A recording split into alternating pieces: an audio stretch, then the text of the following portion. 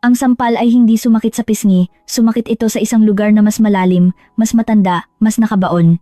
Nang tumama ang kamay ng sarili kong anak sa aking mukha, naramdaman ko na hindi lang niya ako sinampal sa kasalukuyan, sinampal niya ako sa lahat ng taon na pinalaki ko siyang mag-isa, lahat ng taglamig na nagutom ako para makakain siya, lahat ng gabi na ipinagdasal ko ang kanyang kinabukasan. At habang nagiinit ang aking balat, ang kanyang boses, ang boses na minahal ko mula pa noong sanggol siya, ay umalingaw-ngaw sa hangin na parang sumpa. Tumahimik ka, mas mabaho ka pa sa usok. Ang aking manugang na babae, na may sindi pa ring sigarilyo sa kanyang mga daliri, ay dahan-dahang nagbuga ng usok, nilalasap ang bawat segundo ng aking kahihiyan pagpapahiya. Hindi niya inalis ang tingin sa akin kahit nang itulak ako ng aking anak pabalik. Ang ngiting iginuhit niya ay ang huling dagok. Isang maliit, baluktot, nakalalasong ngiti, isang ngiti na nagsasabing, nanalo ako. Humingi lang ako ng edukasyon, sinabi ko lang na nakakasama sa akin ang usok, na ang aking baga ay hindi na tulad ng dati, wala nang iba. Ngunit para sa kanila, ang paghingi ng paggalang ay isang hindi mapapatawad na pagkakasala. Dinampian ko ang aking pisngi, nararamdaman ang matinding init. Nanatili akong nakatayo ng tahimik, hindi umimik, hindi sumisigaw, hindi pa umiiyak. Ako ay paralisado na parang ang aking kaluluwa ay naipit sa isang lugar kung saan ang mga salita ay hindi na makarating. Ngunit bago ako magpatuloy, nais kong magbigay ng isang napaka-espesyal na paanyaya, mag-subscribe sa channel at mag-iwan ng iyong like. Nakakatulong ito upang makita ko na sinusuportahan mo ako at nasiyahan ka sa aking mga kwento. At magkomento dito sa ibaba kung anong lungsod ka nanonood. Ngayon, magpatuloy tayo. Huminga ako ng malalim, kahit ang hangin na pumapasok ay puno ng amoy ng tabako na labis na nagpapasakit sa akin. Ang aking anak, na humihingal, ay patuloy na nakatingin sa akin na parang ako ang may kasalanan sa argumento, na parang pinilit ko siyang itaas ang kanyang kamay. Kahanga-hanga kung paano ang isang tao ay maaaring magbago ng labis hanggang sa maging hindi na makilala. Pinagmasdan ko siya, hinahanap sa kanyang mukha ang bata na minsang yumakap sa akin dahil sa takot sa bagyo, ang binata na umiyak sa tuwa nang makapasok sa unibersidad, ngunit wala siya. Walang natira sa kanya sa mga matitigas na matang iyon. Ikaw ang nag-umpisa niyan, sabi ng aking manugang, pinatay ang sigarilyo sa isang plato na parang nasa sarili niyang bahay. Palagi kang ganyan, palagi kang nagpapanggap na biktima. Sinabi niya ito nang hindi itinaas ang boses, nang walang pag-aalala, nang walang pagmamadali, na parang nagbibigay ng hatol. Hindi ako sumagot, hindi dahil wala akong masabi, kundi dahil may naunawaan ako sa sandaling iyon. Ang argumento na ibinibigay sa walang kaluluwa ay natatalo bago pa magsimula, kaya tumango lang ako ng may kapayapaan na inakala nilang pagkatalo at tumalikod ako, bumuwal ang aking anak. Ayan, umalis ka na, palaging ang drama mo. Ang kanyang boses ay tumagos sa loob ko, ngunit hindi ako pinigilan. Naglakad ako patungo sa pinto ng dahan-dahan, natuwid ang likod. Marahil sa unang pagkakataon sa loob ng maraming taon, ang aking katawan ay gumalaw ng walang takot, ng walang pagmamadali na magbigay kasiyahan, nang walang pangangailangan na magbigay katarungan sa sarili. Habang tumatawid ako sa pintuan, narinig kong tumawa ang aking manugang. Hindi malakas na tawa, kundi isang mahina, malupit na tawa, isang tawa na nagpatibay sa aking desisyon. Umalis ako sa bahay ng walang reklamo. Ang hapon ay malamig, ngunit ang aking mga kamay ay nanginginig, hindi dahil sa lamig, kundi dahil sa isang bagay na katulad ng paglaya. Oo, may nababasag sa loob, ngunit hindi ako, kundi ang bersyon ko na sinubukan nilang hulmahin. Naglakad ako sa kalye ng dahan-dahan, nararamdaman ang hapdi sa aking pisngi. Naalala ko ang boses ng aking ina, palaging matatag. Ang dangal dignidad ay nawawala ng isang beses lang, kung mawawala nila iyan sa iyo, ibabalik mo iyan sa sarili mo. At ang alaalang iyon, ang matandang parirala na halos nakalimutan ko, ay nag-udyok ng isang bagay na natutulog sa loob ng mga dekada. Nang makarating ako sa aking bahay, isinara ko ang pinto ng mahina, nanatili akong nakatayo sa entrada, hinahayaan ang katahimikan na balutin ako, hinayaan ko ang aking mga iniisip na bumaba sa lupa, at nang maramdaman ko na hindi na ako mangangatog, umiyak ako. Hindi ako umiyak dahil sa sampal, ni dahil sa aking anak, ni dahil sa aking manugang. Umiyak ako para sa sarili ko, para sa lahat ng beses na tiniis ko ang maliliit na kalupitan na nagbalat kayo bilang biro, para sa lahat ng hapunan na binaliwala ako, para sa lahat ng tawag na hindi kailanman sinagot, para sa lahat ng yakap na hindi na akin. Umiyak ako para sa babaeng naging ako at para sa babaeng malapit nang hindi na ako. Pagkatapos umiyak ng lahat ng nasa loob ko, hinugasan ko ang aking mukha ng malamig na tubig, tiningnan ko ang sarili ko sa salamin. Naroon ako, isang babaeng 67 taong gulang, na ang balat ay may marka ng panahon, ngunit may magkaibang mga mata, may bagong nakikita sa kanila, isang bagay na hindi ko nakita sa loob ng mga dekada. Determinasyon, tapos na, bulong ko, at pagkatapos ay alam ko eksakto kung ano ang kailangan kong gawin. Wala akong tinawagan, hindi ako humingi ng payo, hindi ako naghanap ng comfort. Dumiretso ako sa aking toolbox at kinuha ang screwdriver. Sa matatag na mga kamay, inalis ko ang unang kandado, lock, pagkatapos ang pangalawa, pagkatapos ang pangatlo. Naglagay ako ng mga bagong kandado, tahimik, tumpak, at determinado. Nang matapos ako, huminga ako ng malalim. Sa unang pagkakataon sa loob ng maraming taon, naramdaman ko na ang hangin na pumapasok ay malinis sa aking baga. Sa unang pagkakataon sa loob ng mga taon, ang bahay ay akin.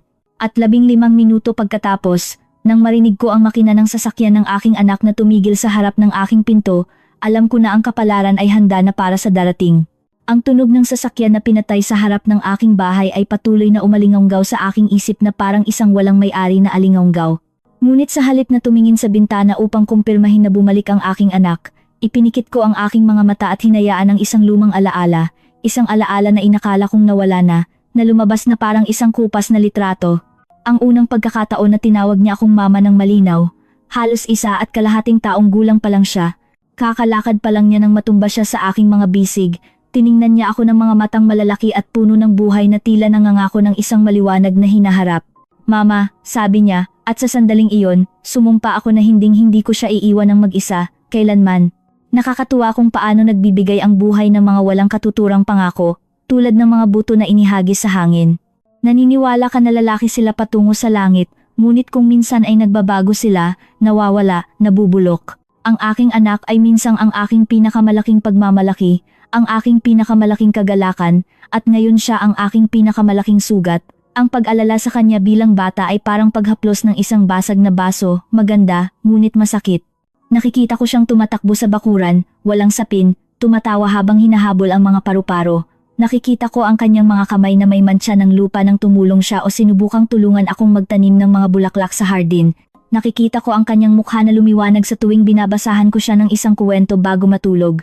Nakikita ko kung paano siya sumiksik sa aking kandungan nang matakot siya sa kulog. At nagtaka ako kung paano ang isang batang ganoon, na napakalinis, napakatamis, ay nagawang maging isang lalaki na may kakayahang itaas ang kamay laban sa akin. Ang sagot ay hindi simple, ngunit mayroon itong mga ugat, mahabang ugat, mga ugat na hindi niya kailanman gustong makita at pinili kong balewalain ng matagal dahil sa pagmamahal. Noong siya ay 10 taong gulang, naalala ko na dumating siyang umiiyak isang hapon, sinasabing kinutya ng isang kaklase niya ang kanyang damit. Sabi nila mukha raw akong mahirap, sabi niya na wasak ang boses. At ako, na nagtatrabaho sa paglilinis ng mga bahay ng iba upang maibigay sa kanya ang kaunti na kaya ko, ipinangako ko sa gitna ng luha na isang araw, walang mahalaga sa mga iyon, na magiging mabuting tao siya, marangal, malakas, at ang halaga ng isang tao ay hindi sinusukat sa kanyang damit, kundi sa kanyang puso. Nang gabing iyon, narinig ko siyang nagsabi habang natutulog siya, si Mama, palaging pinoprotektahan ako, at mahigpit niyang hinawakan ang aking kamay. Kung alam ko lang na balang araw, siya ang magiging dahilan ng aking sakit. Kung naisip ko lang na darating ang araw na uulitin niya ang mga salita na minsang kinamuhian niya, marahil ay gumawa ako ng iba't ibang desisyon, marahil ay naging mas matatag ako, marahil ay hindi ko pinayagan siyang lumaki na naniniwala na ang pag-ibig ng isang ina ay dapat tiisin ng lahat, kahit ang hindi matitiis. Lumipas ang mga taon, lumaki siya at bagaman palagi siyang sensitibong bata, nagsimula siyang magpakita ng isang pag-uugali na nagulat sa akin, pabigla-bigla, mayabang, walang pasensya, hindi sa iba, kundi sa akin. Kung minsan ay nakikipag-usap siya sa akin sa isang tono na nagpapahina sa akin, isang tono na hindi ko nakikilala. Sasabihin ko sa kanya ang isang bagay at sisimangot siya, na parang ang aking mga salita ay isang nakakainis na ingay. Inakala ko na ito ay dahil sa adolescence, pagkatapos ay sa stress, pagkatapos ay sa pagod. Kahanga-hanga kung gaano katindi ang kayang bigyang katarungan ng isang ina upang hindi tanggapin na nawawalan siya ng anak. Nang makilala niya ang kanyang asawa, ang aking manugang, gusto kong maniwala na nakahanap siya ng kasama at suporta. Nagpakita siya ng kabaitan, tamis, halos perpekto, ngunit ang pagiging perpekto ay tumatagal hanggang sa mabali ang unang fasad. Ang unang pagkakataon na nagsalita siya ng masama sa akin, alam kong may mali, ngunit ang aking anak ay in love at ayaw kong makialam. Pagkatapos ay dumating ang tahimik na pagtanggi, ang mga mapanuksong komento, ang paghamak na nagbalat kayo bilang biro, At siya, ang aking anak, ang aking bata, ay nagsimulang ulitin ang mga iyon na parang ang kanyang boses ay naging kanya. Na parang ako ay isang bagay na sobra sa kanyang bagong buhay. Gayunpaman, nandoon pa rin ako, matatag, bulag, naghihintay na bumalik siya sa dati. Ngunit ang talagang nagpabali sa akin, ang talagang nagmarka ng bago at pagkatapos, ay nangyari isang araw nang pumunta siya sa aking bahay na may isang kahon ng pagkain. Iniwan niya ito sa mesa nang hindi man lang ako tiningnan. Dinalhan kita nito, sabi niya. Niyakap ko siya o sinubukan kong yakapin siya. Umalis siya na parang ang aking paghawak ay nakasunog sa kanya. May problema ba? Tanong ko at ang kanyang sagot ay, Mama, masyado kang emosyonal, pinapagod mo ang mga tao. Ang pariralang iyon ay humabol sa akin sa loob ng maraming buwan. Pinagawa ako nitong magtaka kung talagang sinasakal ko siya, kung isa akong pasanin, kung humihingi ako ng masyadong marami dahil sa gusto kong maramdaman na bahagi ako ng kanyang buhay. Ginugol ko ang buong gabi sa pag-iyak. Itinatago ang aking mga luha upang hindi mag-alala ang sinuman, dahil sa aking edad, wala nang gustong makinig sa mga kalungkutan. Ngunit ngayon, tinitingnan ang nakaraan, naiintindihan ko na hindi ako ang nakakapagod, siya ang lumalayo, siya ang hindi na gustong tumingin sa aking mga mata, dahil doon ay nakikita niya ang kanyang sarili na vulnerable. Ang sampal kahapon ay hindi isang-iisang gawa. Ito ay resulta ng mga taon ng katahimikan, mga taon ng pagsuko, mga taon ng pagmamahal ng walang pagmamahal na tinatanggap. Nang tawagin niya akong mabaho, nang sabihin niya na mas masama ang amoy ko kaysa sa usok, naramdaman ko na ang aking mga taon ng sakripisyo ay nabawasan sa isang parirala lamang na puno ng lason. Ngunit ang talagang mahalaga ay hindi ang sampal, ni ang kahihiyan, ni ang usok. Ito ang eksaktong sandali na naunawaan ko na hindi na ako ang kanyang ina sa kanyang puso, na ibinigay niya ang lugar na iyon sa ibang tao, sa isang tao na hindi ako kinamumuhian dahil sa ginagawa ko, kundi dahil sa aking kinakatawan. Ako ang nakaraan, siya ang kasalukuyan at sa kanyang isip, ako ay sobra. Habang nakatayo pa rin siya sa harap ng aking pinto, narinig ko ang kanyang mga yapak na hindi mapakali, walang pasensya, naiinis. Narinig ko kung paano siya bumulong ng isang bagay na may inis na tono. Narinig ko ang tunog ng kanyang kamay na humahampas sa pinto, ngunit hindi na ako ang babae na lumabas na umiiyak mula sa kanyang bahay, hindi na ako ang ina na naghihintay ng yakap. Hindi na ako ang lola na nagmamakaawa para sa isang lugar sa pamilya. Ngayon, ako ay isang babae na nakabawi ng isang bagay na mas malakas kaysa sa pag-ibig, ang kanyang dangal, dignidad. At kasama ang dangal na iyon ay dumating ang unang flash ng isang bagay na natutulog sa loob ng mga taon, ang katiyakan na hindi siya handa para sa darating. Ang aking mga kamay ay nanginginig pa rin ng kaunti habang nagsasalin ako ng isang tasa ng tsaa, bagaman ang panginginig ay hindi na nagmumula sa takot, kundi sa isang bagay na mas katulad ng kaliwanagan. Sa edad na 67, hindi ko kailanman inakala na kailangan kong matutong tingnan ulit ang sarili kong buhay, ngunit naroon ako, pinagmamasdan ang lahat na parang ito ang unang pagkakataon. Ang mga palatandaan ay palaging naroon, sumisigaw, nagmamakaawa na makita ko sila, at gayunpaman ay binaliwala ko sila. Dahil ginagawa iyon ng pag-ibig, binubulag ka, ginagawa kang clumsy, ginagawa kang masyadong nagtitiwala kung saan dapat kang maging maingat.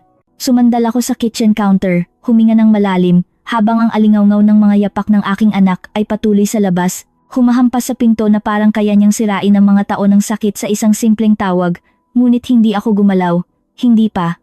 Pumasok ako sa aking sala, umupo sa rocking chair na pag-aari ng aking lola at hinayaan ang mga alaala na bumaba na parang alikabok sa mga lumang muebles. Ang unang palatandaan ay dumating bago pa ang sampal, bago pa ang aking manugang. Dumating ito noong unang beses na nahiya sa akin ang aking anak. Siya ay 15 taong gulang. Pumunta ako upang sunduin siya sa paaralan dahil malakas ang ulan at naisip ko na ito ay isang tender gesture na gusto niya noon.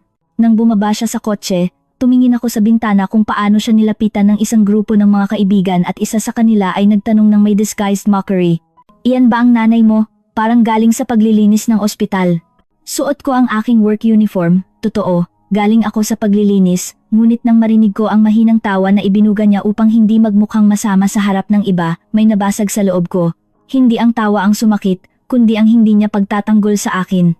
Nang gabing iyon, humingi siya ng pahintulot na hayaan ko siyang maglakad mag-isa simula noon at pumayag ako. Doon ang unang palatandaan. Hindi na tinanggihan niya ako, kundi na pinayagan ko siyang gawin iyon. Ang pangalawang palatandaan ay dumating nang makilala niya ang aking magiging manugang.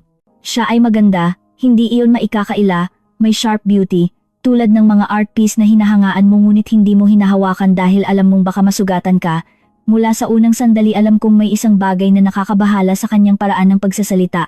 Ang labis na kabaitan, ang ngiti na sinamahan ng malambot na salita habang ang kanyang mga mata ay nagsasabi ng iba. Ang unang beses na dumating siya upang maghapunan, pinuri niya ang aking luto, ngunit ginawa niya ito sa pinakamapanlinlang na paraan. Ang sarap po, inay. Kahit ang lumang recipe na ito ay hindi na masyadong ginagamit, pero ang detailed, isang parirala na may 2 lason at isang balot ng pulot. Tumawa ang aking anak, nagkunwari akong hindi ko napansin. Iyon ang pangalawang palatandaan.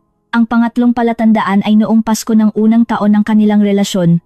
Binigyan ko sila ng isang simpleng, ngunit magandang dinnerware set dahil alam kong nagsisimula sila mula sa wala. Nang buksan nila ang kahon, kakaiba ang ngiti ng aking manugang. Ay salamat, sweet, sweet. Isang salita na hindi niya kailanman ginamit ng may katapatan. Ilang araw pagkatapos, nakita ko ang dinnerware set na nakatapon sa isang sulok, hindi ginamit. At nang sinabi sa akin ng aking anak na hindi ito ang style niya, naunawaan ko na hindi sa kanya ang desisyon. Nandoon ang pangatlong palatandaan, ang pinakahalata, ang pinakamasakit. Ngunit nanatili pa rin ako. Ang pang-4 na palatandaan ay ang pinakamasama. Isang araw, tinawagan ako ng aking anak sa video call. Mukha siyang pagod, tensiyonado, kinakabahan. Bago ko pa matanong kung ano ang problema, lumabas ang aking manugang sa likuran niya at inagaw ang telepono. Abala siya, sabi niya. Huwag masyadong tumawag, nakakapagod, at binaba niya. Ang salitang iyon ay muling tumagos sa akin. Nakakapagod, ito ang pangalawang beses na may gumamit nito sa akin. Ang una ay ang sarili kong anak. Nang gabing iyon, umiyak ako na parang may inaalis sa loob ko ng sapilitan. At gayunpaman, patuloy akong tumawag, patuloy akong bumisita sa kanila, patuloy akong nagsikap na magkaroon ng lugar sa isang buhay na unti-unting nagtatanggal sa akin. Habang naaalala ko ang lahat ng iyon, narinig ko ang isang mas malakas na katok sa pinto. Ang aking anak na kumakatok, tumatawag sa akin, na parang ang mga minuto na lumipas mula sa sampal ay kayang burahin ang lahat. Ngunit hindi na ako ang babae na sumisigaw ng tahimik para sa isang espasyo sa kanyang puso. Tinitingnan ko ang aking buhay ng may kaliwanagan na hindi ko kailanman naranasan. At ang mga palatandaan na iyon, ngayon ay naiintindihan ko, ay hindi mga babala tungkol sa kanila, ito ay mga babala tungkol sa akin, tungkol sa aking kawalang kakayahan na maglagay ng hangganan, tungkol sa aking pangangailangan na tanggapin, tungkol sa aking pinakamalalim na takot, ang matira ng mag-isa, ngunit ang kalungkutan na naranasan ko kasama sila ay mas masahol pa kaysa sa anumang kawalan. Ito ang kalungkutan ng pagiging malapit sa isang tao na tumitingin sa iyo na parang isa kang sagabal, at iyon ay mas masahol pa kaysa sa wala. Dahan-dahan akong tumayo at naglakad patungo sa pinto, hindi para buksan ito, kundi para sumandal dito mula sa loob, upang makinig. Mama, sigaw ng aking anak sa kabilang panig na may boses na puno ng pagkainis at kasalanan na magkahalo. Bakit mo pinalitan ang mga kandado? Buksan mo, kailangan nating mag-usap, kailangan nating mag-usap. Ang paboritong parirala ng mga hindi kailanman nakikinig. Ang kanyang boses ay nagdala sa akin ng isa pang alaala, isa pa na binaliwala ko rin. Isang araw, ilang taon na ang nakalipas, dumating siya upang makita ako pagkatapos ng argumento sa kanyang asawa. Galit na galit siya, ngunit hindi sa akin. Sinabi niya na ininsulto siya ng kanyang asawa, na pinaramdam sa kanya na maliit siya.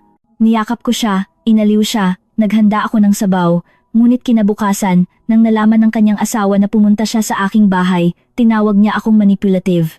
Sinigawan niya ako na nilalagyan ko raw ng ideya ang kanyang ulo at ang aking anak, sa halip na ipagtanggol ako, hiniling niya na huwag akong makialam. Iyon ang pinakamalakas na palatandaan sa lahat. Ngunit hindi ako nakinig o ayaw kong makinig.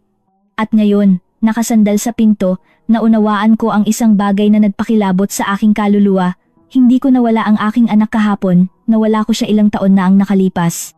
Ang sampal ay ang huling selyo lamang ng isang kawalan na naroroon na. Lumapit ako sa bintana at nakita ko siya doon, naglalakad pabalik-balik, desperado, naiinis, nalilito, at nagtaka ako, ito ba ang parehong bata na nangako na palagi akong aalagaan? O siya ba ang lalaking hinayaan kong lumaki nang hindi ko siya tinuruan na igalang ako? Wala akong sagot, ngunit mayroon akong isang katiyakan, ang babae na ako. Noon, ang nagtiis ng mga insulto, katahimikan, paghamak, ay namatay kahapon, at ang bagong babae, ang ipinanganak mula sa sakit, hindi pa niya ipinapakita ang kanyang lakas, ngunit malapit na. Napakalapit na. Ang mga katok sa pinto ay naging mas malakas, mas walang pasensya, mas galit. Ang bawat paghampas ay umalingaw sa buong bahay na parang gusto nitong magbukas ng butas sa aking dibdib, ngunit hindi ito magtatagumpay.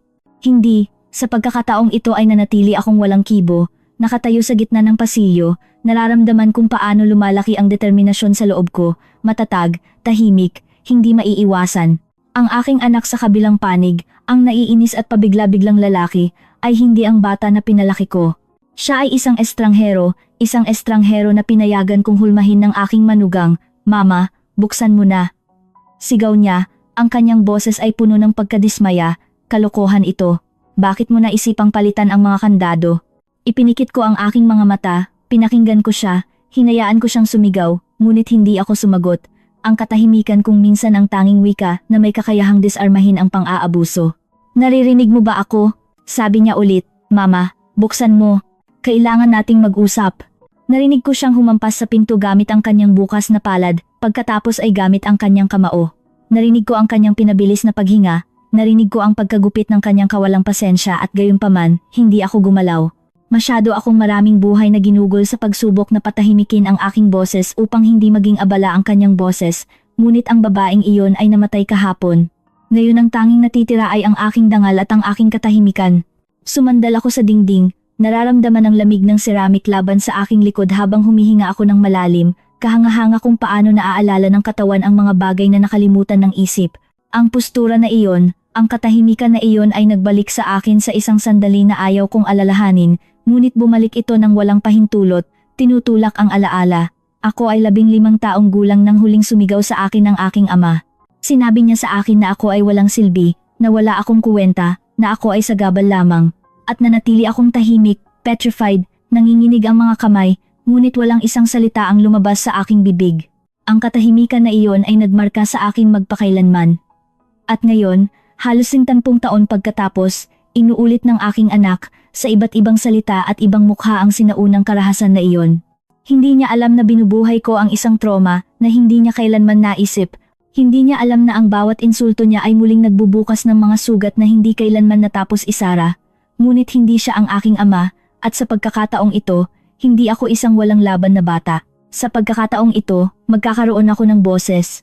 Kahit magsimula iyon sa isang katahimikan, biglang humina ang ingay sa labas, tumigil ang aking anak sa paghampas. Narinig ko ang mga yapak na lumalayo ng ilang metro at pagkatapos ay ang boses niya, ang aking manugang. Ang kanyang tono ay hindi galit, kundi tahimik na panunuya, ng pagiging superior na inakala niyang karapat-dapat. Kita mo, sabi niya nang hindi nag-abala na magsalita ng mahina. Sinasabi ko na sa iyo, nawawala na sa sarili ang nanay mo. Palagi siyang emosyonal na pasanin at ngayon ay ipinapakita niya ang kanyang tunay na kabaliwan. Sumikip ang aking lalamunan, ngunit hindi dahil sa kalungkutan, kundi dahil sa pagkadismaya. Ginagawa ito ng matanda upang kumuha ng atensyon, dagdag niya, gusto niyang maramdaman mo ang kasalanan. Ganyan talaga ang mga taong tulad niya, mga taong tulad niya. Ganoon niya ako nakikita. Bilang isang kategorya, isang sagabal, isang abala, ang pinto, ang sagabal na iyon sa pagitan namin, ay naging isang sagradong kalasag, hindi ko bubuksan. Hindi sa boses na iyon, hindi sa lason na iyon, narinig kong bumuntong hininga ang aking anak, natalo. Sandali lang, sabi niya sa kanya at pagkatapos ay muli siyang humampas, sa pagkakataong ito ay mas mahina, halos nagpapanggap na kalmado, Mama. Sinubukan ng kanyang boses na maging matamis. Ngunit mayroong isang bagay na peke sa loob nito.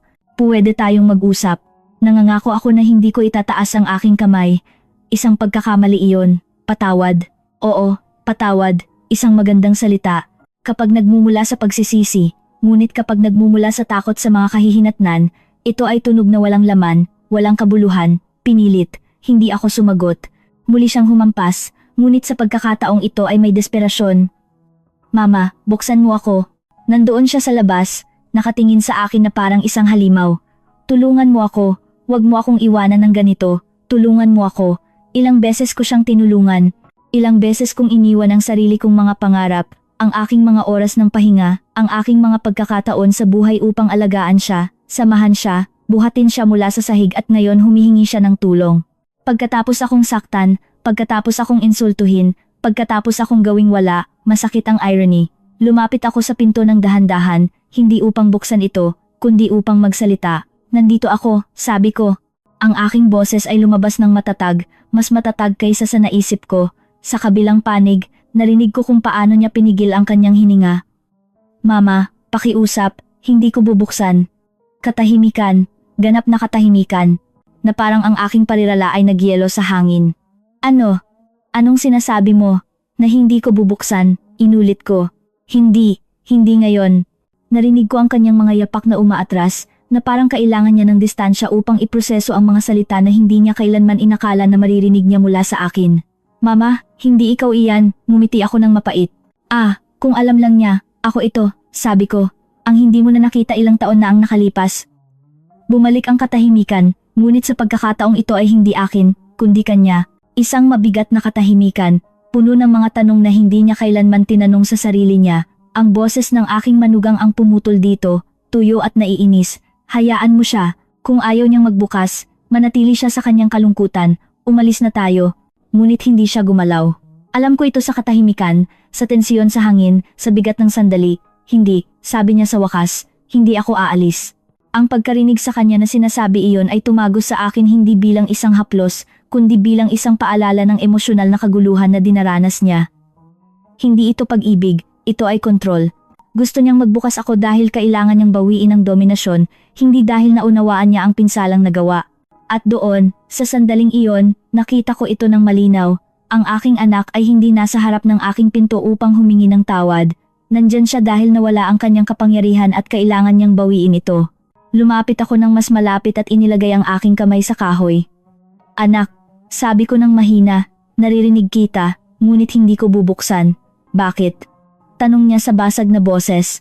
Marahil sa unang pagkakataon ay nakaramdam siya ng isang bagay na totoo. Huminga ako ng malalim, dahil ang pagbubukas ng pinto sa isang tao na sumasakit sa iyo ay ang pagsasara nito sa sarili mo. Katahimikan. Purong katahimikan, katahimikan na nagpapagaling. Hindi ako umiyak, hindi ako nanginginig, hindi ako nagmakaawa, sa kabaligtaran, naramdaman kong buhay ako. Hindi sumagot ang aking anak, hindi rin ang aking manugang. Narinig ko lang ang isang bagay, isang hakbang pabalik, 2, 3, at alam kong umalis na sila, ngunit ang hindi nila alam ay na ang araw na iyon ay hindi nagtapos sa kanilang pag-alis. Ang araw na iyon ay ang simula ng isang bagay na hindi nila kailanman naisip. Ang aking paghihiganti ay hindi magiging maingay, hindi magiging pabigla-bigla, hindi magiging malupit, ito ay magiging makatarungan, tumpak at lubos na karapat-dapat. Pagkatapos na mawala ang mga yapak ng aking anak at aking manugang sa kalye, naiwan akong mag-isa sa isang katahimikan na napakalalim na halos marinig ko ang sarili kong paghinga. Lumapit ako sa bintana, bahagyang binuksan ang kurtina at nakita kung paano sila lumalayo.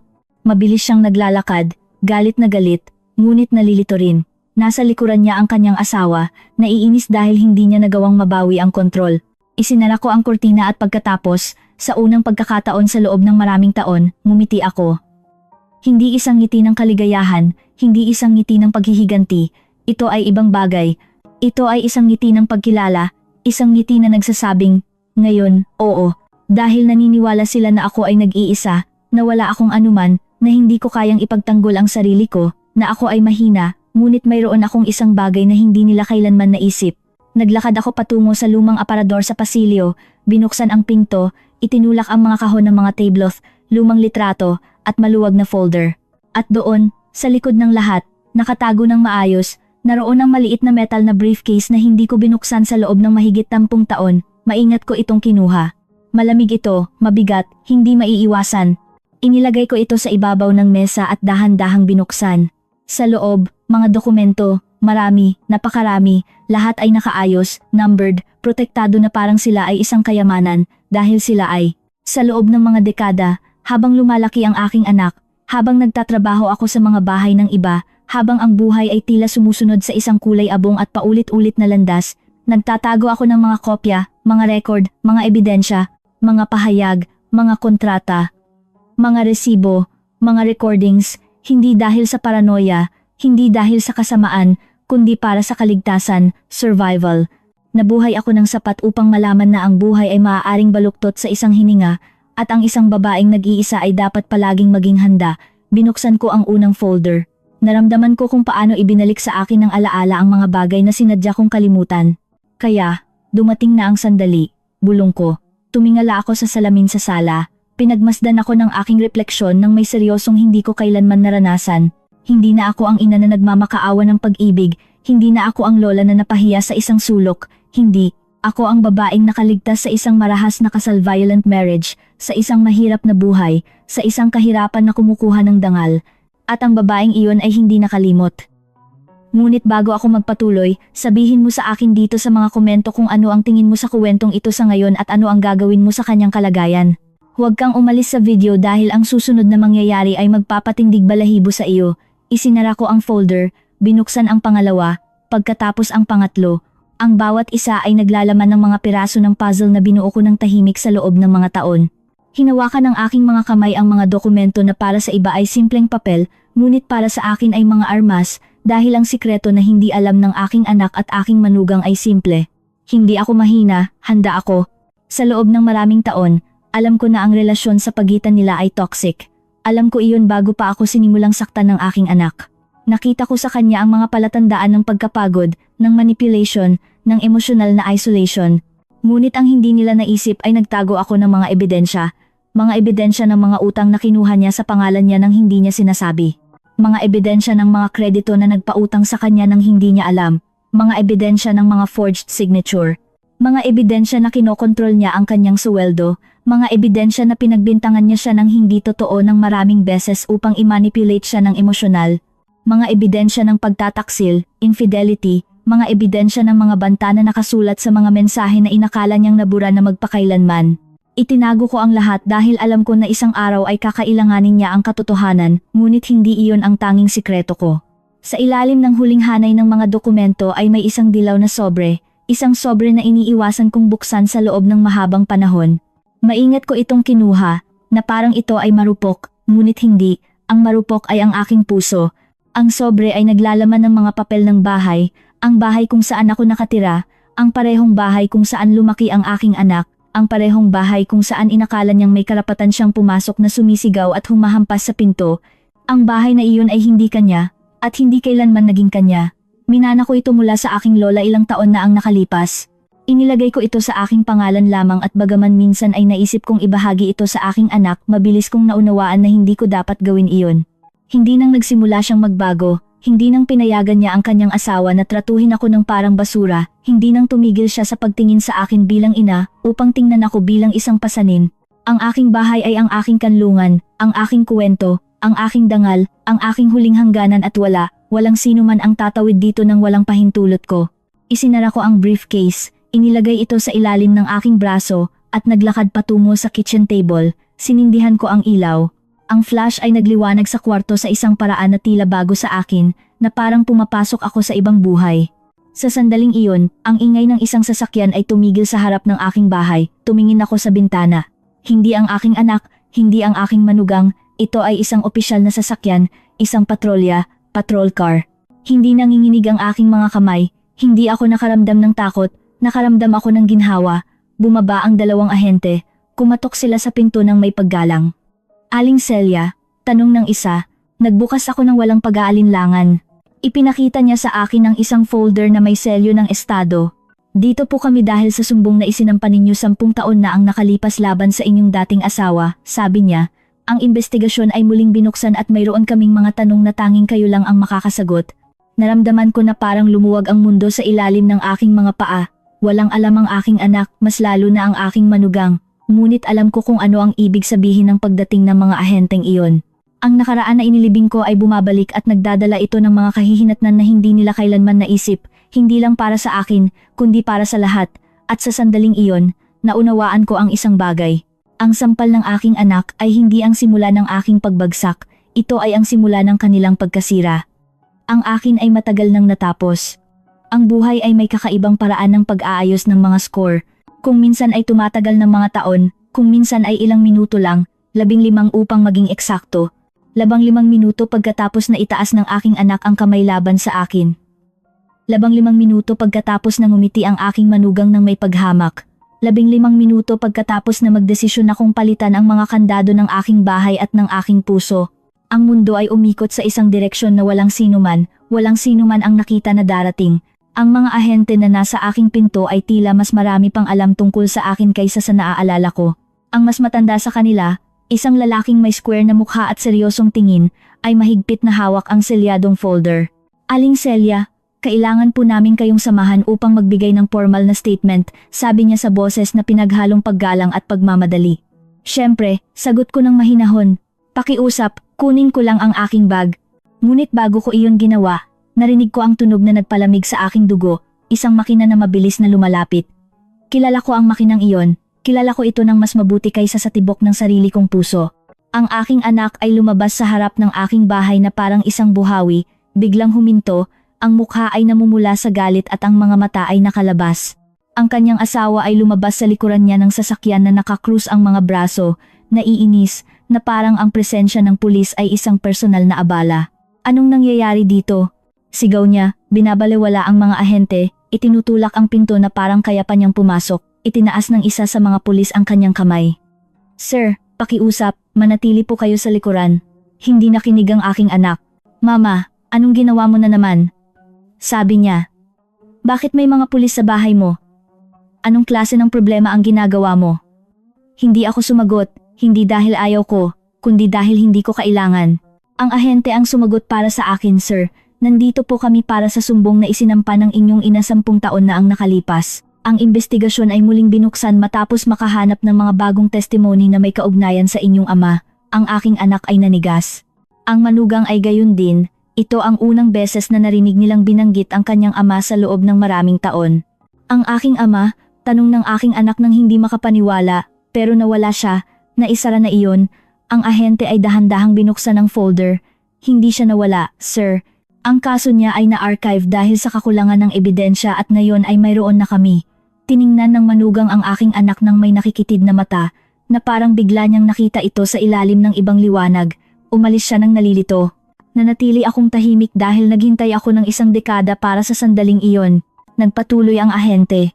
Aling Celia, nagdeklara kayo 10 taon na ang nakalipas na ang inyong asawa ay gumawa ng karahasan sa tahanan, domestic violence, pinansiyal at emosyonal, at nanilagay niya sa panganib ang buhay ninyo at ng inyong anak ng maraming beses. Kinukumpirma ba ninyo na gusto ninyong magpatuloy sa kaso?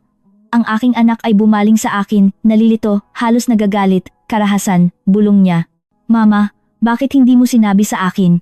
Sinabi ko sa iyo, sagot ko, tinitingnan siya ng may kapayapaan na nagulat sa akin ng maraming beses. Ngunit masyado ka pang bata upang maunawaan at pagkatapos ay masyadong bulag upang makita. Bumulalas ng tawa ang manugang. Kaya pala nagmula ka sa problemadong pamilya, kaya pala. Tiningnan siya ng aking anak ng galit sa unang pagkakataon. Nagulat siya kaya tumigil siya sa pagngiti. Napansin ng mga ahente ang tensiyon, ngunit nagpatuloy sila ng may profesionalismo. Aling Celia, kailangan po naming isama kayo sa presinto upang kumpletuhin ang statement, hindi po kayo aarestuhin. Protektado po kayo bilang orihinal na nagrereklamo. Gusto kong sumagot, ngunit ang aking anak ay humakbang pasulong. Hindi, sandali. Mama, hindi ka pwedeng umalis ng ganyan.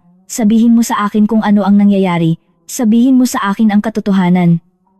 Ang katotohanan. Isang salita na hindi niya kailanman gustong marinig mula sa aking mga labi. Isang salita na palagi niyang iniiwasan. Isang salita na ngayon ay may bigat na tonelada. Ang katotohanan, sabi ko ng mahina, ay na ang iyong ama ay hindi nawala dahil gusto niya. Nanlaki ang mata ng aking anak, pati na rin ang manugang. Ang katotohanan, nagpatuloy ako, ay nasinaktan ako ng iyong ama ng maraming beses at isang araw, nang makita niya akong yakap mo, sinabi niya na matututunan mo ring kontrolin ako, namutla ang aking anak. Ang katotohanan, sabi ko pagkatapos, sa tono ng isang hatol, ay na nagreklamo ako sa kanya, at tumakas siya bago harapin ang kulungan. Bumagsak ang katahimikan na parang isang martilyo, at ang pinakamahalagang katotohanan, dagdag ko, ay ito. Kamukha mo siya ng higit sa gusto mong aminin. Ang aking anak ay umatras na parang tinulak siya ng isang hindi nakikitang puwersa. Hindi, huwag mong sabihin iyan. Bulong niya ng walang hangin. Hindi? Tanong ko. Tinawag mo akong mabaho. Itinaas mo ang iyong kamay. Pinahiya mo ako sa harap ng iyong asawa. Ganoon mo ako tinrato tulad ng pagtrato niya sa akin. Lumapit ako ng isang hakbang ng walang takot. At iyon ang pinakamasakit sa akin. Nagsimulang umiyak ang aking anak. Tinitingnan siya ng manugang na may galit, na walang kakayahang makaramdam ng empathy. Doon nangyari ang pagbabago na hindi ko inaasahan. Ang isa sa mga ahente ay nakatanggap ng mensahe sa kanyang radyo, nakinig siya, sumimangot at pagkatapos ay bumaling sa akin. Aling Celia, Kailangan niyo pong malaman ang isang bagay kaagad. Lumunok ako. Ano ang nangyayari? Huminga ng malalim ang ahente. Nakumpirma po namin 20 minuto na ang nakalipas. Natagpuan ang inyong asawa. Buhay siya. Humingal ang aking anak. Tinakpan ng manugang ang kanyang bibig. Nanatili akong walang kibo. Inaresto po siya ngayong umaga. Nagpatuloy ang opisyal. Nasa kustodiya siya at gusto niyang makipag-usap sa inyo. Ang aking puso ay tumalon na hindi ko alam kung paano bigyang kahulugan. Takot, galit, pagtatapos, paghihiganti. Idinagdag ng opisyal. Pero hindi lang iyon. Sabi niya, mayroon siyang impormasyon tungkol sa inyong anak. Huminto ang mundo sa paggalaw. Ang aking anak? Tanong ko. Anong impormasyon? Tinitigan ako ng ahente. Sabi niya na ang inyong manugang ang kumontak sa kanya ilang buwan na ang nakalipas. Nanlamig ang aking dugo at binayaran siya. Nag-alinlangan ang ahente ng 1 segundo upang makahanap ng anumang bagay na magagamit niya laban sa inyo. Ang aking anak ay dahan-dahang bumaling sa kanyang asawa. Namutla siya. Naunawaan ko noon na ang 15 minuto pagkatapos ng sampal ay hindi isang parusa para sa akin. Ito ay ang simula ng pagtatapos para sa kanila. Nang bigkasin ng opisyal ang huling pariralang iyon, ang inyong manugang ang kumontak sa kanya ilang buwan na ang nakalipas at binayaran siya upang makahanap ng anumang bagay na magagamit niya laban sa inyo. Naramdaman ko na parang naging mas makapal ang hangin sa paligid. Ang aking anak ay nanatiling walang kibo, na parang bigla siyang binawasan ng laman. Ang kanyang mga mata, na pula pa rin sa galit at sa mga luha, ay nakatingin sa kanyang asawa na parang nakikita niya ito sa unang pagkakataon sa kanyang buhay. Siya naman, umatras ng isang hakbang, hindi dahil sa takot, kundi dahil sa pagkalkula. Nakilala ko ang kilos na iyon. Ito ang parehong paraan na mabilis na sinusuri ng isang tao ang isang emergency exit. Pinagmasdan ko siya ng tahimik. Alam niya ng perpekto kung ano ang ginawa niya at alam din niya na ang kanyang maliit na teatro ay dumating sa pagtatapos. Iyan, wala iyang saysay. Bulong niya, sinusubukang ayusin ang kanyang mukha sa isang ekspresyon ng peking sorpresa. Bakit ko gagawin iyon? Kalokohan iyan. Hindi sumagot ang opisyal. Ang tingin na ibinigay niya sa kanya ay mas matibay kaysa sa anumang bibig na akusasyon.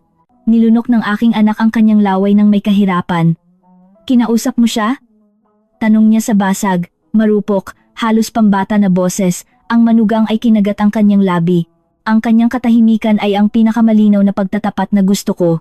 Ako, sinubukan niyang sabihin, gusto ko lang protektahan tayo. Naisip ko na masyadong nakikialam ang nanay mo. Naisip ko na kaya kanyang ilayo sa akin. Naisip, pinutol siya ng aking anak sa isang tono na hindi niya kailanman ginamit sa kanya, kaya ikaw ang naghanap sa aking ama. Ang kanyang boses ay hindi na nanginginig, ito ay tumitigas. Umatras siya ng isang hakbang, kausap lang iyon, sinungaling siya, walang mahalaga, hindi ko alam na siya, paano mo hindi malalaman kung sino siya? Sumabog ang aking anak, ikinuwento ko sa iyo ang lahat, alam mo eksakto kung ano ang ginawa niya. Alam mo na tumakas siya mula sa kanya. Alam mo ang pinsalang idinulot niya, itinaas ng manugang ang kanyang baba, sinusubukang mabawi ang kontrol. Tingnan mo, huwag kang mag-abala. Gusto ko lang maintindihan kung may itinago ang nanay mo sa atin. Wala nang iba. Sumingit ako sa unang pagkakataon sa isang malambot ngunit matatag na boses. Hindi mo gusto ng impormasyon tungkol sa akin, gusto mo ng impormasyon upang sirain siya. Ang kanyang mukha ay nagtensyon at malinaw kong nakita ang galit na palagi niyang dinadala sa loob. Hindi madaling hawakan siya. Sagot niya ng may nakalalasong ngiti. Kailangan niya ng hangganan. Pagkatapos, tumingin siya ng direkta sa akin. At ikaw ay isang sagabal, tinakpan ng aking anak ang kanyang mukha ng 2 kamay. Nakita ko sa kanya hindi lamang ang isang lalaking nababasag, kundi ang isang bata na nakadiskubre lang na nagtiwala siya sa maling halimaw. Ang mga ahente ay pinagmasdan kami ng tahimik, ngunit hindi sila nakialam.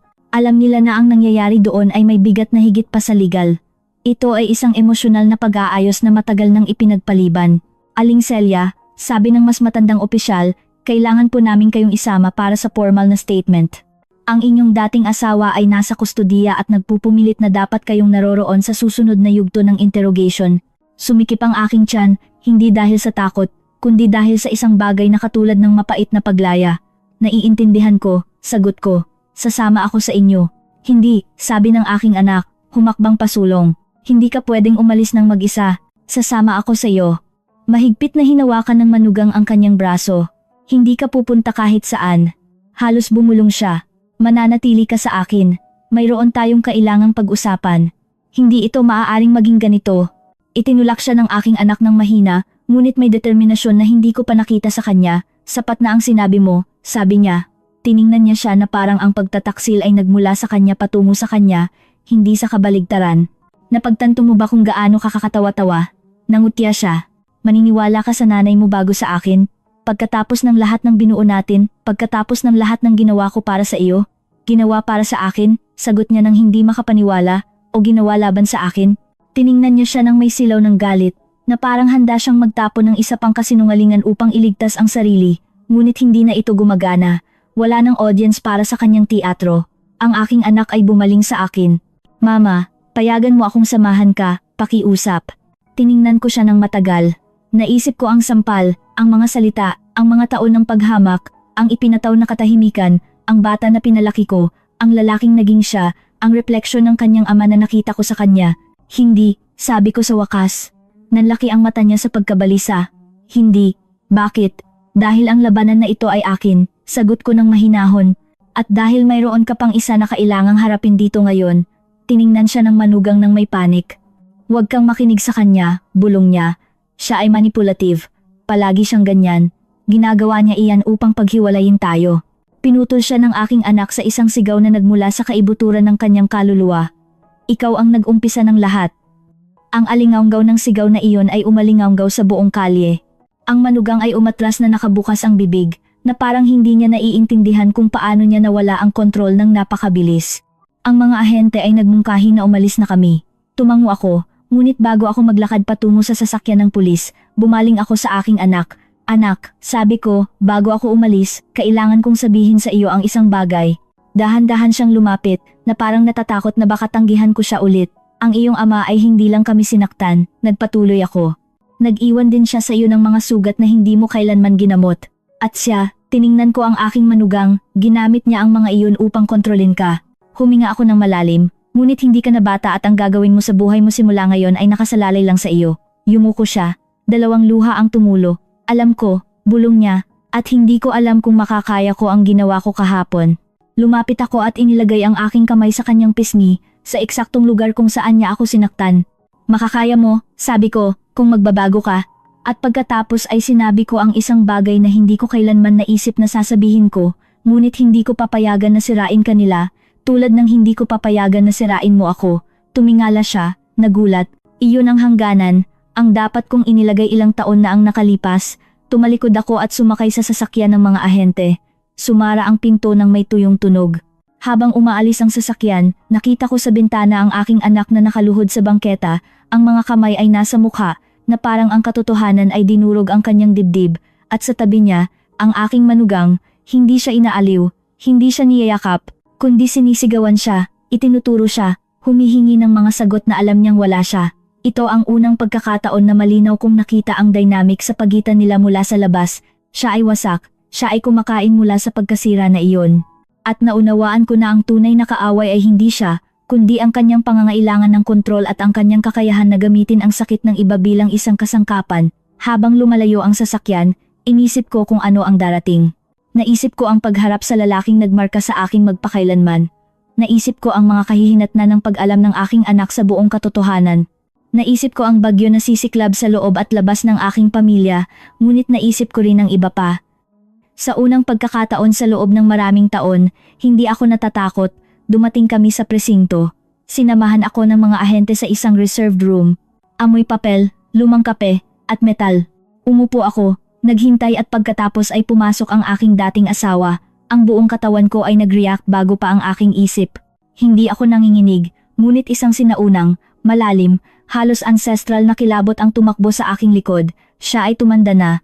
Ang panahon ay hindi naging maganda sa kanya, ngunit ang kanyang mga mata ay pareho pa rin, malamig, kalkulado, walang laman. Umupo siya sa harap ko, pinagmasdan ako ng matagal at pagkatapos ay ngumiti. Ang ngiting iyon, ang parehong ngiti na ginaya ng aking manugang ng maraming beses nang hindi niya alam. Hello, Celia, sabi niya. Nakikita ko na nakaligtas ka.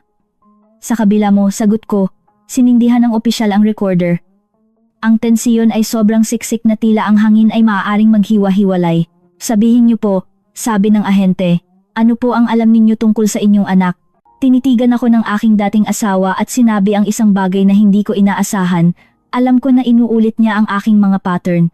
Bumaling siya sa akin at pinayagan mo iyan. May nabasag sa loob ko. Hindi dahil sa sakit, kundi dahil sa pagkadismaya. Nagkakamali ka. Sabi ko, iniligtas ko siya. Iniligtas ko siya ng maraming beses. Ikaw ang anino na hindi niya kailanman nakita. Lumapit ako ng kaunti, pero hindi na. Sa pagkakataong ito, sisirain ko ang cycle. Tumawa ang aking dating asawa. Naniniwala ka ba na kaya mo? Dahan-dahan akong tumango, kaya ko, dahil sa pagkakataong ito, bulong ko, hindi ko ito ginagawa para sa kanya, ginagawa ko ito para sa akin. Ang aking mga salita ay nanatiling nakabitin sa hangin at noon ko naunawaan, ang tunay na pagbagsak ng aking anak ay hindi magmumula sa aking kamay o sa kamay ng kanyang asawa.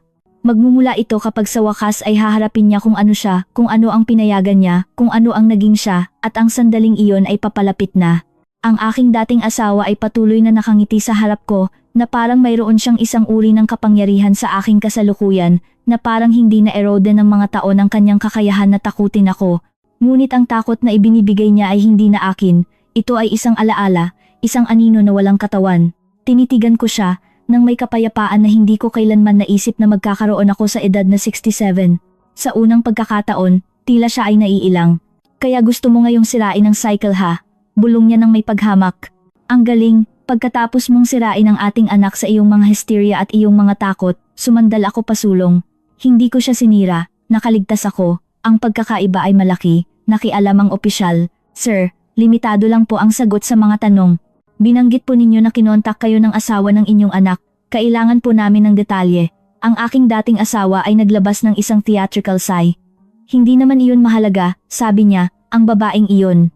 Pumunta sa akin dahil gusto niya ng ebidensya na may itinago si Celia na marumi, anumang bagay na magagamit niya upang harapin siya sa kanyang anak. Pinagmasdan niya ako ng may kasiyahan. Tila, hindi kanila masyadong gusto. Hindi ako pumunta dito upang maging gusto, sagot ko.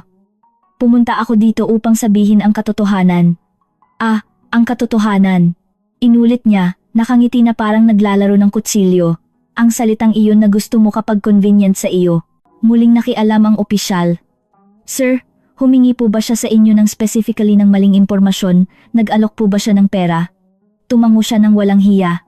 Malaking pera. Sa totoo lang, convenient na tanggapin ko iyon. Lumawak ang kanyang ngiti. Bagaman wala akong ibinigay sa kanya na kapakipakinabang, hindi ako bobo. Palagi kong tinatago ang aking mga alas. Alas? Tanong ng ahente. Nagkibit balikat ang aking dating asawa. Oo, mga bagay na maaaring magpalubog sa sinuman, iyan ang aking talento. Ang silid ay nanatiling tahimik, ngunit sa loob ko ay may isang bagay na nagsimulang umapoy. Hindi na ako nanginginig, hindi na ako umaatras, hindi sa harap niya, hindi sa harap ng sinuman. Iyan ang magiging katapusan mo, sabi ko sa mahinang boses. Tinaasan niya ako ng kilay. Ang akin, ang iyo. Inulit ko, dahil sa pagkakataong ito, nagdala ako ng sarili kong mga alas. Dahan-dahan kong kinuha mula sa aking bag ang maliit na metal na briefcase na itinago ko sa loob ng maraming taon. Inilagay ko ito sa ibabaw ng mesa. Ang tunog ng metal ay umalingaw na parang isang putok. Ang mga mata ng aking dating asawa ay lumiit. Ang mga ahente ay tumuwid at ako, binuksan ko ang briefcase. Mga dokumento, ebidensya, petsa, litrato, lahat ay perpektong nakaayos. Ito, sabi ko, ay ang iyong kumpletong kuwento, hindi ang inimbento mo, hindi ang minanipula mo, ang totoo. Nagsimulang suriin ng mga ahente ang mga dokumento. Documented domestic violence, mga pahayag ng kapitbahay, medical reports, pinansyal na inconsistency, mga forged contract. At itinaas ng opisyal ang isang papel, isang statement mo, 16 taon na ang nakalipas kung saan inaamin mo na sinaktan mo ang inyong asawa, ang aking dating asawa ay namutla. Iyon ay nasira, bulong niya. Iyon ang inakala mo, sagot ko. Nag-iwan ako ng kopya, nagpalitan ng tingin ng mga ahente. Sir, sabi ng opisyal sa isang ganap na naiibang tono. Nagbabago ito ng lahat. Mayroon kayong mga bagong kaso. Ang inyong legal na sitwasyon ay lumala ng malaki.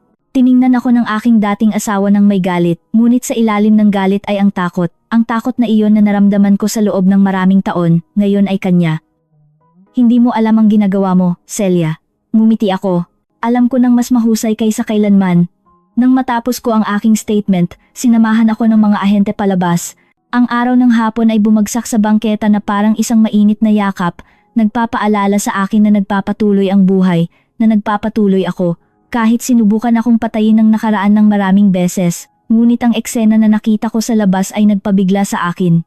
Ang aking anak ay nakaupo sa isa sa mga bangko sa harap ng presinto, nag-iisa, natalo, nakalubog sa kanyang sarili.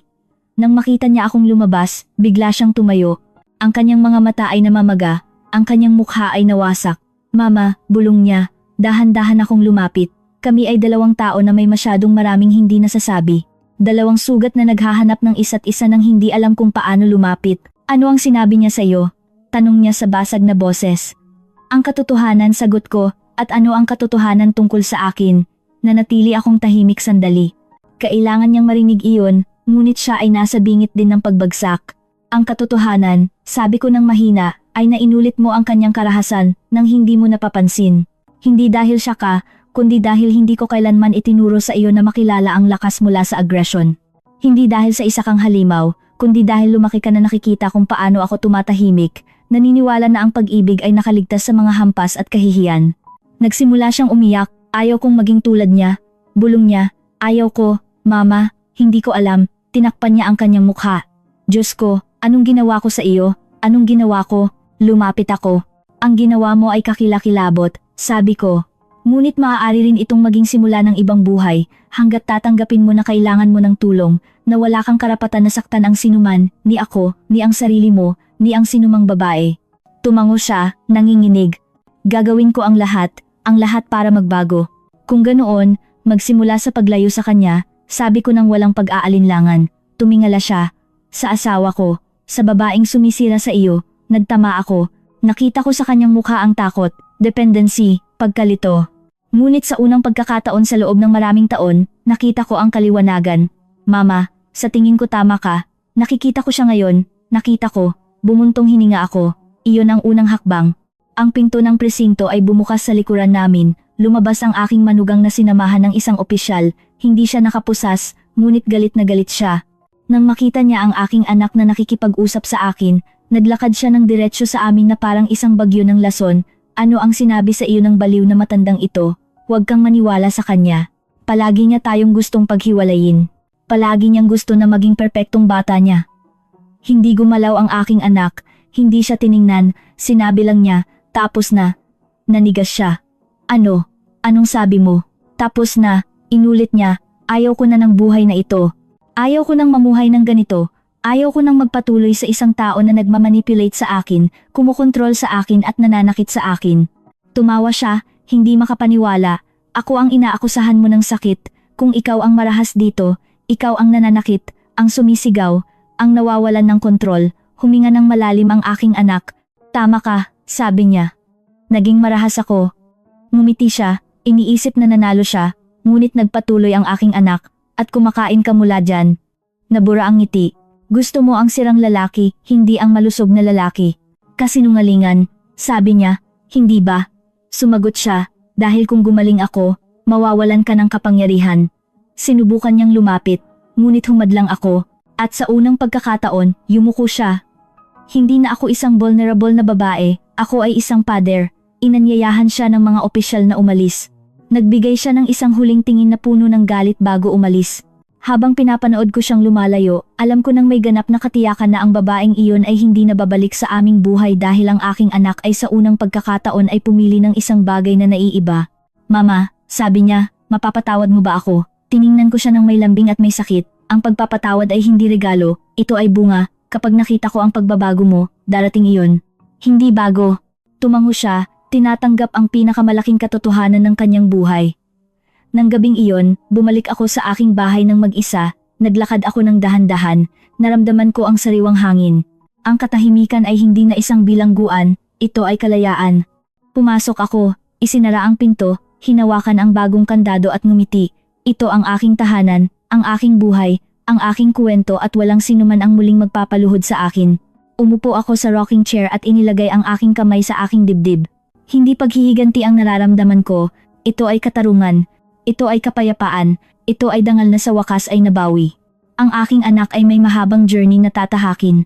Ngunit ako, dumating na ako sa akin. Tumigil ako sa pagiging babae na tumatahimik, tumigil ako sa pagiging ina na nagtitiis, tumigil ako sa pagiging asawa na natatakot. Ngayon, ako ay ibang bagay, ngayon, ako ay libre. Ngayon, nagising ako na may isang pakiramdam na nakalimutan ko, ang lightness. Ang aking bahay ay tahimik, ngunit hindi na ito isang katahimikan na masakit, ito ay isang katahimikan na yumayakap. Naghanda ako ng kape tulad ng bawat umaga, ngunit sa pagkakataong ito ay ininom ko ito ng walang pagmamadali, nakatingin sa bintana kung paano ang araw ay pumapasok ng mahiyain sa pagitan ng mga kurtina. Pagkatapos ng lahat ng nangyari, naisip ko na mararamdaman kong wasak ako, ngunit natuklasan ko na may mga pagkasira na hindi sumisira, nagpapalaya. Tinawagan ako ng aking anak kagabi, hindi upang bigyang katarungan ng anuman, ni upang sisihin ako, ni upang pakalmahin ko ang kanyang konsensya. Tinawagan niya ako upang sabihin na humingi siya ng profesional na tulong. Nakakausapin niya ang isang therapist at na gusto niyang baguhin ang kanyang buhay palayo sa karahasan na natutunan niya nang hindi niya napansin. Hindi ako umiyak habang pinapakinggan siya. Hindi sa pagkakataong ito, ang emosyon na dumaloy sa akin ay iba, pag-asa. Hindi ko alam kung ano ang mangyayari sa kanya, hindi ko alam kung ano ang mangyayari sa kanyang kasal, ngunit alam ko na sa unang pagkakataon sa loob ng mahabang panahon, nakatingin siya sa salamin ng hindi tumatakas. At iyon ay simula na. Ipinikit ko ang aking mga mata at huminga ng malalim. Sa edad na 67, naunawaan ko na hindi pa huli ang lahat upang mabawi ang iyong boses, maglagay ng hangganan, at itayo ulit ang iyong sarili mula sa abo. Ang pinagdaanan ko ay hindi madali, ngunit ngayon wala akong nararamdamang galit.